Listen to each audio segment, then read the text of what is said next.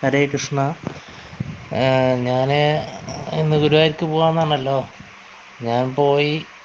അവിടെ പോയി നോക്കുമ്പോൾ ഒത്തിരി തിരക്കുണ്ടോയെന്ന് ചോദിച്ചാൽ തിരക്കൊക്കെ ഉണ്ട്. അത്യാവശ്യം മോശമില്ലാത്ത തിരക്കൊക്കെ ഉണ്ട്. പക്ഷെ എന്താ പറയുക, കുഴപ്പമില്ല. നമുക്ക് നല്ല രീതിയിൽ തിരക്കില്ലാത്തൊരു തിക്കും തള്ളും ഇല്ലാത്ത രീതിയിൽ തന്നെ നമുക്ക് കയറാനും ദർശനം കിട്ടുകയൊക്കെ ചെയ്ത്. പക്ഷേ ഒരു സംഭവം എന്താണെന്ന് വെച്ചാൽ, ഭഗവാനെ ഞാൻ ശരിക്കും പറഞ്ഞാൽ കണ്ടില്ല. ഒന്നും വ്യക്തമാവുന്നില്ല. അവിടെ നിന്ന് അങ്ങോട്ടാണ് ട്വിസ്റ്റ് ഉള്ളത്. പക്ഷെ തീരെ വ്യക്തമാവുന്നേയില്ല.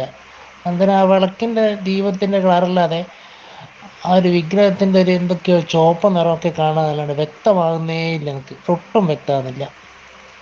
അപ്പം ഞാനിങ്ങനെ ആലോചിച്ചു, ഭഗവാൻ ഇന്ന് ഏത് രൂപമായിരിക്കും, ഇന്നത്തെ ഏതാ അലങ്കാരം, ഏത് അവതാരത്തിലാണെന്നൊന്നും മനസ്സിലാവുന്നില്ല. എങ്ങനെ മനസ്സിൽ പറയുന്നത്.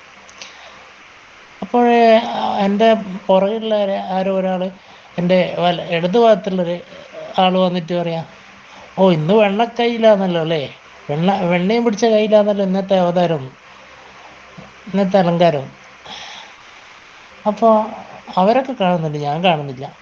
അപ്പോൾ ഞാനിങ്ങനെ ഈശ്വരാ, ഇത്രയും സമയം ഞാൻ ക്യൂ നിന്നിട്ട് ഇത്രയും സമയം ഞാൻ ഇങ്ങനെ കണ്ണ് തുറന്ന് നോക്കിയിട്ട് കാണുന്നില്ലല്ലോ വ്യക്തമായിട്ട്. എന്താ എനിക്ക് പറ്റിയെന്ന് ഇങ്ങനെ ചിന്തിക്കുക.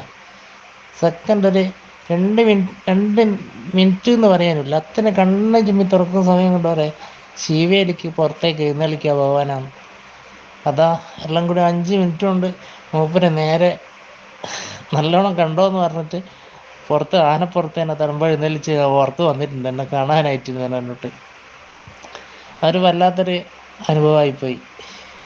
എന്താ പറയുക, പിന്നെ നമ്മൾ ആ അലങ്കാരം ഏതാണെന്ന് കൂടി മനസ്സിൽ ചിന്തിക്കുമ്പോൾ തന്നെ ആ സ്പോട്ടിൽ മറുപടി ചെവിയിൽ വന്ന് പറഞ്ഞ്. പുറകിൽ നിന്ന് ആരോ ഒരു വ്യക്തിയാണ് പറയുന്നത്, ഒരാണുങ്ങളുടെ ശബ്ദം കേട്ടത്. വലിയൊരു പ്രായമൊന്നുമില്ല, ചെറിയൊരു ശബ്ദമാണ്. ഇന്ന് വെണ്ണക്കൈയിലാന്നല്ലോ, വെണ്ണയും പിടിച്ച് കയ്യിലാന്നല്ലോ ഉള്ള രൂപം, വെണ്ണക്കണ്ണനാന്ന്. അപ്പോൾ അതൊക്കെ എല്ലാം കൂടി ആലോചിച്ച് നോക്കുമ്പോൾ എന്താ പറയുക, ഒരു വല്ലാത്തൊരു അത്ഭുതം പോലെ തോന്നുന്നു നമുക്ക്. എന്താ വല്ല ഒരു ഇന്നത്തെ ഒരു അനുഭവം ശരിക്കും.